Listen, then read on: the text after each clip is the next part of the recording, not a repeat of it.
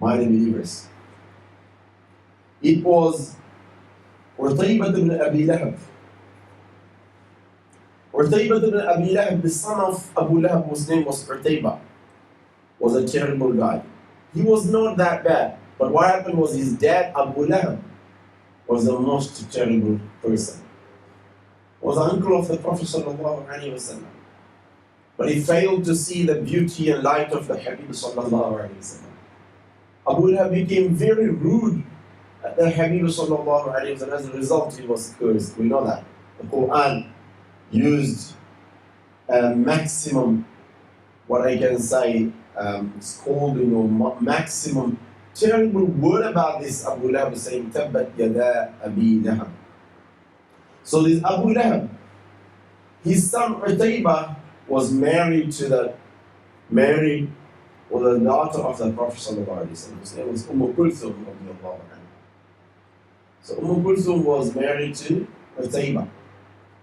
Before the Prophet ﷺ called people to Islam, or he started receiving the message, his marriage took place.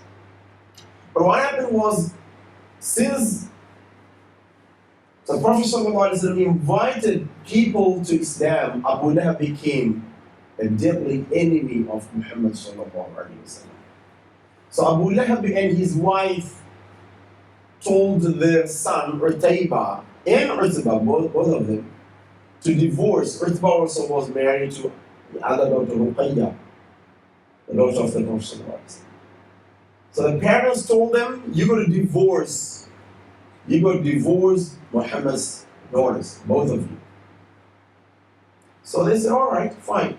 If you want to, you can.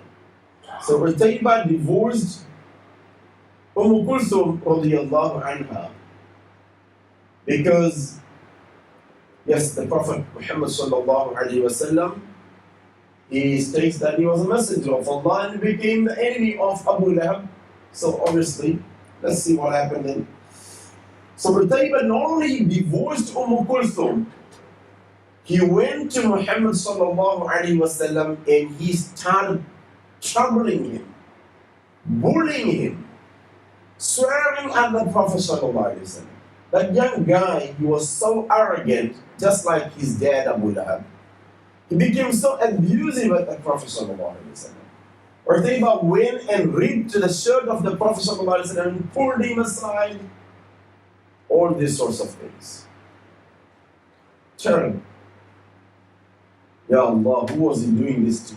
A messenger of Allah sallallahu alaihi wasallam. Very rude. But there is a limit for tolerance. Utayba had to face the consequence for what he did to the Prophet of Allah. So when he went out with his dad Abu Lahab and others, when they went to Sham, Syria, on their journey, the middle of their journey, as they parked somewhere to take rest, subhanAllah, look at what happened. A lion, which is not that common, that area. They never expected the lion to come around there. But this lion came to their tent, and there were many other people, not just Utayba, his dad Abu Lahab was there. Many others were there, but this lion was not after any of them.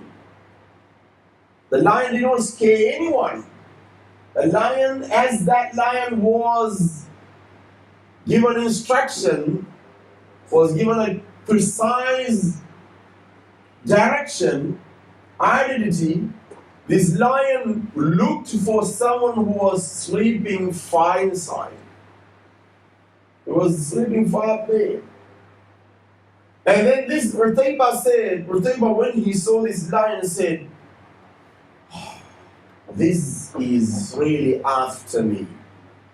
And the reason why he's here, because of what I did to Muhammad. This lion went and ripped Utayba into pieces. No need of showing any mercy. SubhanAllah. even that lion could not tolerate, was looking for a chance to take on this enemy of the Prophet sallallahu alaihi wasallam. On the other hand, we see another lion that actually, one lion destroyed and finished this guy, the enemy of the Prophet sallallahu alaihi wasallam, Utayba. Now we see another lion involved in supporting the disciple or Sahabi companion of the Prophet sallallahu alaihi wasallam. Imam Tabarani, Imam Bayhaqi, and many others report these incidents that one of the khadim, one of the assistants of the Prophet sallallahu alaihi wasallam was Safina radiyallahu anhu. Safina radiyallahu anhu said that I was going somewhere and on a mission, and then I had to go in a boat. But in the middle of the sea, the boat was crashed. Safina said that I managed to hold on to a piece of timber. I managed to reach to one of the islands, very strange place. Subhanallah. And in this island, I found a lion. I was so scared. But this lion was charging to me because I was very hungry. A hungry lion, what we can accept from it? We can expect nothing but you have to live a life. This lion was jumping at me, running fast to me, and then I said to that lion, stop there because أنا سفينة مولى رسول الله صلى الله عليه وسلم. First you should know who I am. I am Safina, the assistant, the helper of the Prophet sallallahu alaihi wasallam. I care for the Habib sallallahu alaihi wasallam. I serve him. You should know that. The lion straight over, that lion which was charging at Safina radiallahu anhu, stopped there as it had a remote control or brake or something, stopped straight away.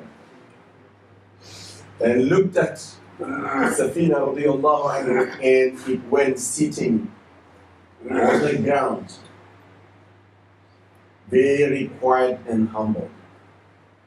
And then it stood up quietly, very slowly, nicely, respectfully walked towards Safina radiallahu anhu. And then he lowered there so that Safina could mount on this lion.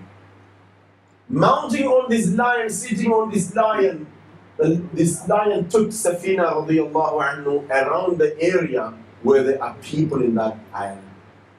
Subhanallah, that lion which killed Utayba was in the service of the Prophet sallallahu alaihi wasallam. This lion which assisted Safina radiallahu anhu also is in the service of the Prophet sallallahu alaihi wasallam.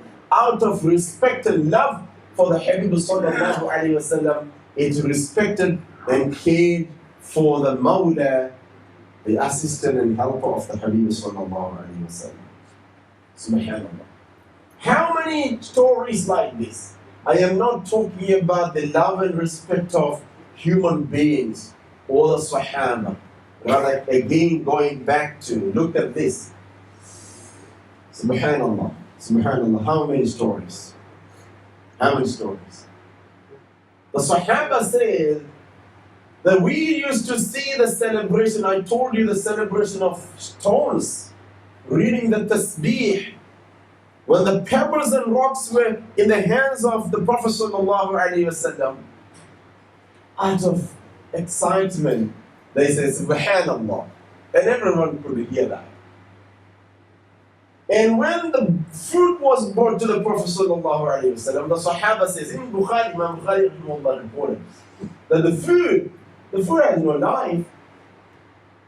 If the food is in front of the Habib sallallahu alaihi wasallam, it will start saying the tasbih. Subhanallah, a lot of excitement. Amazing. Amazing is about Habib sallallahu alaihi wasallam. One day, a Jewish lady hosted the Prophet sallallahu alaihi wasallam and presented food with meat poisoned. Very popular story. Meat that was poisoned put in front. And this meat spoke out clearly, said, I am masmum, ana masmum ya Rasulullah. I am poisoned, don't eat me. Subhanallah. Things don't have life, gets life when it is in the presence of the Prophet sallallahu alaihi wasallam. That was how. We all get, subhanAllah, we admire Sayyidina Isa alayhi salam when we read his amazing stories that he brought dead people back to life. Of course, something to admire, definitely. Mu'jiza of all the Anbiya Kiram. But let's also try to compare this, the mu'jiza of our Habib sallallahu alayhi wasallam. We're talking about things that don't have life at all. Speaking out, reading the speech out, saying that I am poisoned and all this sort of thing, subhanAllah, that's amazing. Now coming to how are the animals with the Habib sallallahu alayhi wasallam. If animals in the time of the Prophet sallallahu alayhi wasallam, if they had any problems, issues, that again, our Habib sallallahu alayhi wasallam was the solution for it. A camel came to Habib sallallahu alayhi wasallam with the tears. And lowering, sitting there, chatting with the Habib sallallahu alayhi wasallam. Then the Prophet sallallahu alayhi wasallam got up and said, "O Sahaba, or someone, who is the owner of this camel? This camel spoke to me right now and whispered to me and said that the master of this camel is abusing or violating the rights of this camel, not feeding properly." And the Habib sallallahu alayhi wa sallam,